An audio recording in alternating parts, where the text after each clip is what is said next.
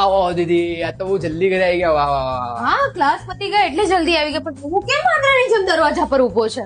ઓહો, ક્લાસ પતાઈને ફરતા ફરતા ફરતા ઘરે આવી ગયા. હું ફરતા ફરતા ઘરે નથી આવી, સીધી સીધી ઘરે આવી છું. ઓહો, મને ખબર છે બુલેટની સ્પીડ બહુ ફાસ્ટ છે.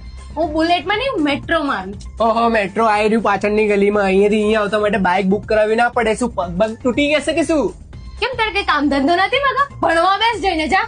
હા હા હા, ખબર છે જે મૂકવા આવ્યો હતો ને એની શકલ છે ને તમારા ફ્રેન્ડ ઓલા રાજ જેવી જ લાગતી હતી.